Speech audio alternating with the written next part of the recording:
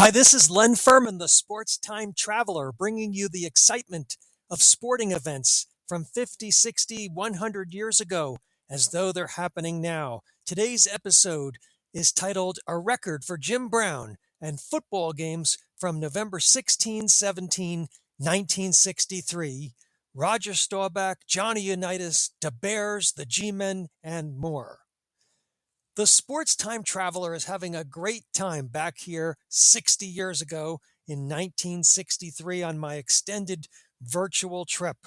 Here's my report on the top games from college, the NFL, and the AFL from last weekend, November 16, 17 in 1963. We'll start with number 2 Navy at Duke. Duke 5-2-1 hosted number 2 Navy 7-1-0 in front of a sellout crowd of 41,000 in Durham, North Carolina on Saturday. They saw a very entertaining first half in which 56 points were scored. Navy struck first, sailing 68 yards on their 10-play opening drive, which culminated in a Roger Staubach 4-yard keeper. But Duke responded immediately with a 7-play, 65-yard drive for a touchdown, and it was game on. Staubach got the lead right back. He engineered a 72-yard touchdown drive that was highlighted by a 44-yard run by Roger the Dodger himself. New York Times reporter Lincoln Werden described Staubach's great run. While much attention was paid by spectators and the Duke defense to the passing of Staubach, his most brilliant performance was his running. He spun, dodged, and weaved on a 44-yard burst that had the stands in an uproar. Not to be outdone, Duke struck right back, marching 70 yards for a touchdown. However, missed extra points by the Blue Devils enabled Navy to hold a 14-12 lead, which they extended to 17-12 on a field goal. Then Duke came back with another touchdown to take the lead for the first time. They made the extra point this time, and Duke went up 19-17. It was a short-lived lead. Navy ran off 68 yards in just 5 plays to recapture the lead 24-19.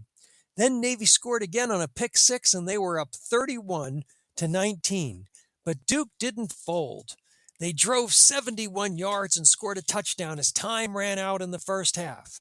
They missed another extra point, and the score stood at 31-25 in favor of Navy at the break. Staubach had been brilliant in the first half. Werden of the New York Times described 2 more second-quarter plays in which Staubach further earned his nickname. He sped through the opposition for 27 yards after Duke thought it had him trapped. He provided his poise and coolness when a Duke tackler had him by the ankle. Staubach showed no concern, flipped a pass to Ejugerud for a 15-yard gain. Jack Horner of the Durham Sun called it one of the most exciting first halves ever witnessed in Duke Stadium. Staubach had run for 95 yards on just 6 rushes and passed for another 87 yards in the first half alone. Duke made some incredibly effective adjustments on defense that stopped Staubach cold in the second half, during which he lost 23 yards rushing and only passed for 35 yards. But Duke couldn't score either. Duke had the ball 7 times in the second half. On each drive, they made it into Navy territory, and on each drive, they were stunted. On 4 of those drives, Duke started with the ball on the Navy side of the field at the 38, 39, 47, and 44-yard lines. On every one of those possessions, Duke could not get a first down. The score was still 31-25 in favor of Navy as they held the ball on their own 7-yard line with 2 minutes to play. With the game still in doubt came the play that decided the contest. Staubach handed off to Navy's halfback Johnny Sy, who broke a run-off tackle for 93 yards to set a Navy rushing record. That made the final score 38-25 Navy. Navy had escaped with the victory, mostly due to the first half performance of Roger Staubach. Horner wrote, Staubach was clearly the difference. If it hadn't been for the Eel Slick Jr. from Cincinnati, Coach Bill Murray's fired up Blue Devils might have sunk the Middies and their hopes of meeting Texas in the Cotton Bowl on New Year's Day. And now let's go to Texas, where TCU was visiting number 1 Texas in Austin. Number 1 Texas, 8-0-0, hosted TCU 3-3-1 on Saturday. Texas has been the dominant number 1 team in the nation all season. They opened the season with 4 blowout wins, all against major football programs, by a combined score of 130-21. The last of the 4 was their signature win, a 28-7 slaughter of the current number 5 Oklahoma. It's the Texas defense, though, that has to get the credit for the only perfect record among top-tier teams. They've allowed just 52 points in 8 games for an average of just 6.5 points per game. In contrast, in their last 4 games, the Longhorns' offense seems to be just casually grazing their competition. They've won all 4 games, but by just an average margin of 5 points. And Texas hasn't put up more than 17 points since the Oklahoma game. The offensive low came last week when Texas managed just 7 points on offense against Baylor in a 7-0 Longhorns victory. This had to give TCU some additional hope, as they had upset Texas here at Memorial Stadium the last 2 times they visited. In 1959, TCU knocked off a Texas team that was ranked number 2. And in 1961, 2 years ago, TCU beat Texas when the Longhorns were number 1 and undefeated coming into the contest, the same as the Longhorns were coming into last Saturday's game. Things started out well for TCU. After they stopped Texas on the opening drive, Texas punter Kim Gaynor had to kick into a 25-mile-an-hour wind, and that enabled TCU to take over the ball at the Texas 36. They drove it to the Texas 16. Stopped on 3rd down, TCU coach Abe Martin elected to go for it on 4th down. They didn't make it. TCU never got another chance. Texas built a 10-0 lead at halftime and extended it to 17-0 early in the 3rd quarter, and that's how it remained. Texas recorded their 2nd consecutive shutout and 3rd of the season. Other games among the top 10 teams. Number 3 Mississippi shut out host Tennessee in Memphis 20-0 to preserve their undefeated 1-tie record. Number 4 Michigan State came from behind at home to beat Notre Dame 12-7. A 4th quarter 85-yard sprint by 152-pound halfback Sherm Lewis in the 4th quarter proved to be the game winner. It was a throwback game in which there were a combined 2 passes completed by the 2 teams in the entire game. Michigan State recorded 0 passing yards, and Notre Dame had just 7. Number 5, Oklahoma defeated Missouri 13-3. Number 6, Pitt stopped Army 28-0. Number 7, Alabama beat Georgia Tech 27-11. In the Alabama game, Joe Namath completed just 1 pass, but Coach Bear Bryant had nothing but praise for his junior quarterback. He was quoted in the Birmingham News saying, "Namath is great. Whatever has to be done to win is what Joe's going to do. I think you saw that out there today." Namath effectively drove the team, especially on the 10-minute, 75-yard touchdown drive that sealed the game in the 4th quarter. Rounding out the top 10, number 8, Illinois beat Wisconsin 17-7. Number 9, Auburn shut out Georgia 14-0. And number 10 survived against Oklahoma State 20-16 after leading 20-3 going into the 4th quarter.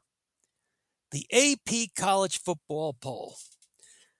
On Tuesday, November 20th, 1963, the AP poll came out, and there was a little movement from the prior week. Number one was Texas at 9-0-0 with 45 first-place votes. Number two, Navy at 8-1-0 with 6 first-place votes. Those were the only two teams to get first-place votes. Number three, Mississippi at 7-0-1. Number four, Michigan State at 6-1-1. Number five, Pittsburgh at 7-1-0. Number six, Oklahoma at 7-1-0.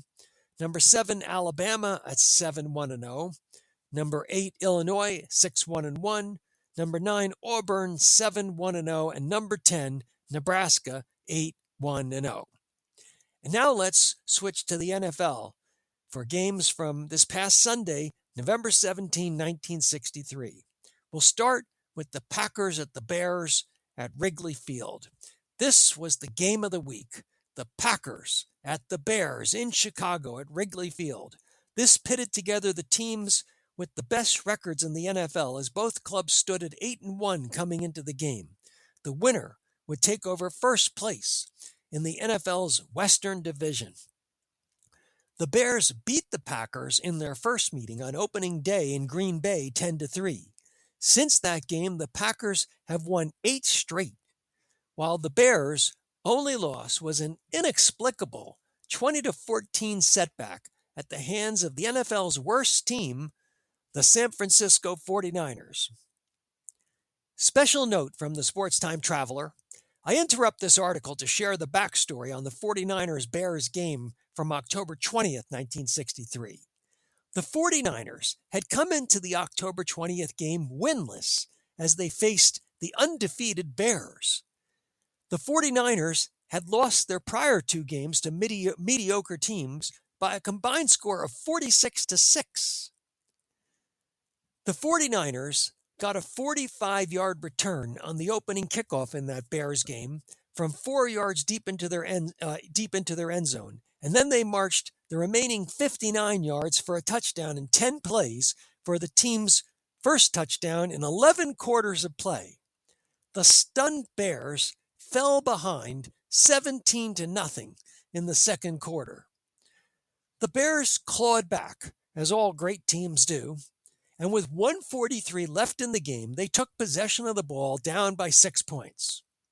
But 49ers linebacker Ed Pine intercepted a pass from Bears quarterback Rudy Bukich, and that sealed the biggest upset to date in this 1963 season. Now back to last Sunday's Bears-Packers game at Wrigley Field. Prior to the 49ers' upset win over the Bears, the biggest upset in the NFL in 1963 had been the Bears' victory in Green Bay on opening day, which was on September 15th, 1963. Another note from the Sports Time Traveler.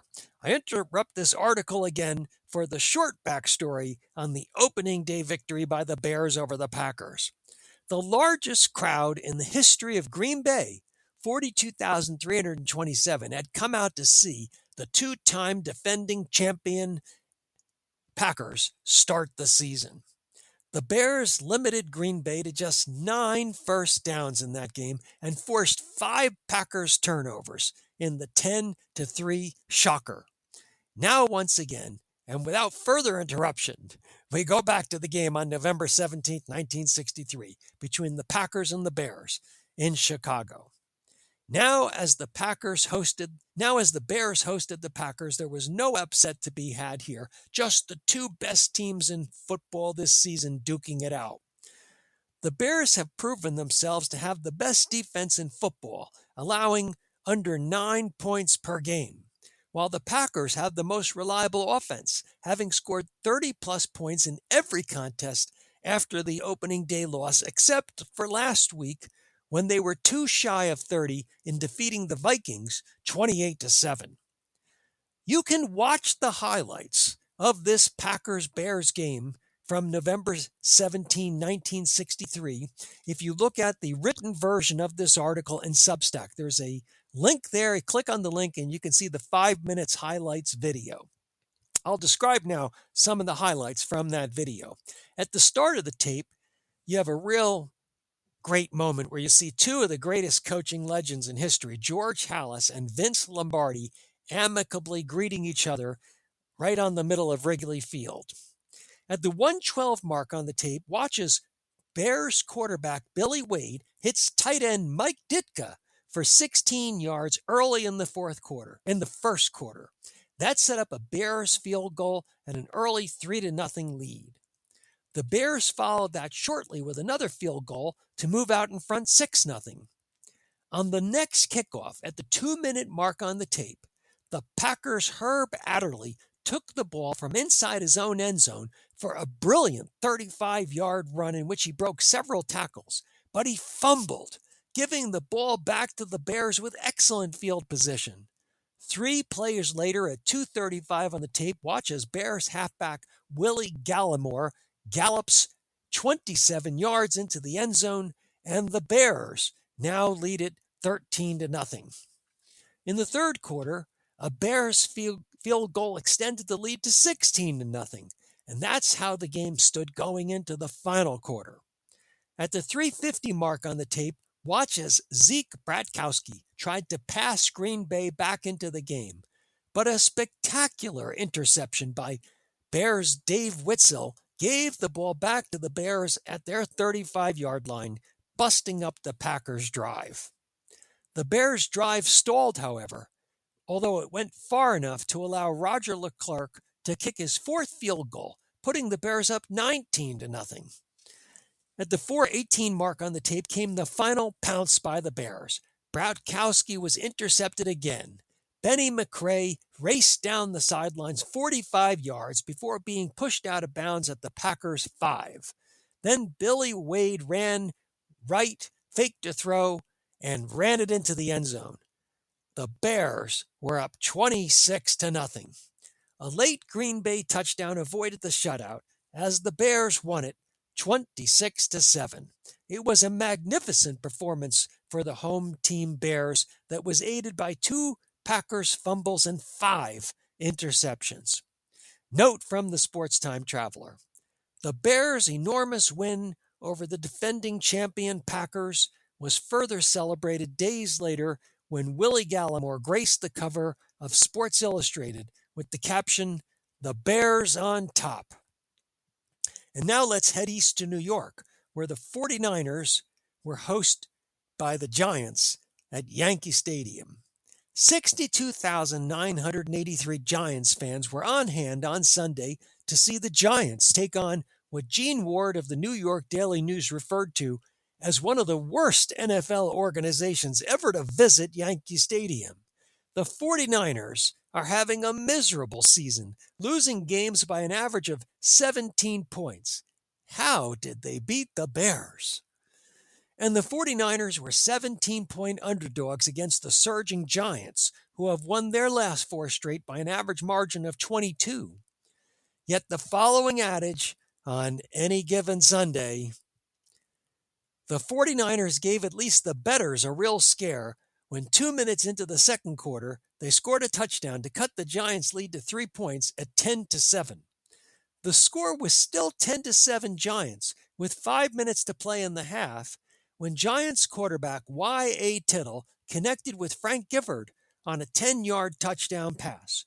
Ward called Tittle's throw a perfect pitch because, quote, if it had been anything else but a strike, the 49ers defensive back would have had it covered. The Giants then managed a field goal right before the half for a 20-7 lead. But 49ers quarterback Lamar McCann outpassed Giants' Y.A. Tittle 185 yards to 119 in the first half, and the 49ers were still inside the spread.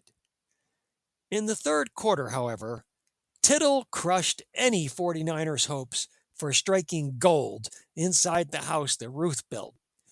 Tittle got the Giants going in the opening moments of the second half with a 45-yard pass on a naked bootleg play in which he rolled left away from his blockers and then passed back across the field to Joe Morrison for a touchdown. The play was so sensational that the New York Times wrote an entire article on it, including a diagram to explain it. Giants coach Allie Sherman told the Times about that play. To do what Tittle did is the maximum mechanical difficulty for a passer. A few minutes later, the Giants got the ball back and Tittle threw a 40-yard pass to Del Schaffner. He fell down, got up, and raced 30 more yards for the touchdown. On the ensuing kickoff, the 49ers fumbled, and 3 plays later, Tittle threw a 10-yard touchdown pass to Morrison. It was Tittle's 3rd touchdown pass of the 3rd period, and suddenly the Giants led the game 41-7. Even though the 49ers took the next kickoff 99 yards for a touchdown, the game was effectively settled. Glenn Griffin came in to play in the 4th quarter, and he threw his 2nd career touchdown pass with 2 minutes remaining that made the final score New York 48, San Francisco 14. The Giants wound up with a whopping 568 yards on offense to just 228 for the 49ers. Not only did the Giants beat the point spread, they doubled it. Tittle completed only 16 of 31 passes, but he threw those 16 passes for 284 yards and 4 touchdowns. The win meant the Giants would remain in at least a first-place tie in the Eastern Division, pending the outcome of the game in Cleveland. And now let's head a bit west, where the Cardinals were playing the Browns in Cleveland. 75,932 fans came out to see the hometown Browns try to get back on track against the St. Louis Cardinals on Sunday. The Browns looked like they were on their way to a championship season when they won their first 6 games, all by double digits, and scored at least 35 in each contest. Then disaster struck 3 weeks ago in the form of a 33-6 demolition by the Giants that was followed by lackluster performances in each of the prior couple of Sundays for the Browns. This all had the Browns likely seeing red, literally, as the Redbirds were in town this past Sunday. On the second play of the game, all seemed to be right for the Browns as the incomparable Jim Brown rushed 59 yards for a touchdown. And then the Browns' offense sputtered. Still, they held on to a 7-3 lead late in the second quarter, and that's when things turned. Cardinals quarterback Charlie Johnson completed a 41-yard touchdown pass to put St. Louis up 10-7 with 2:17 to play in the first half. When Cleveland got the ball back, quarterback Jim Nanowski, who was back as the starter replacing Frank Ryan, tried to run the ball himself. He then lateraled to Jim Brown, who picked up 8 yards, but Brown fumbled on his own 29, and this was followed by a field goal with seconds to go on the half by St. Louis. It was a bittersweet moment for Jim Brown and Browns fans. The 8 yards gained by Brown prior to the fumble meant absolutely nothing for his team on the field.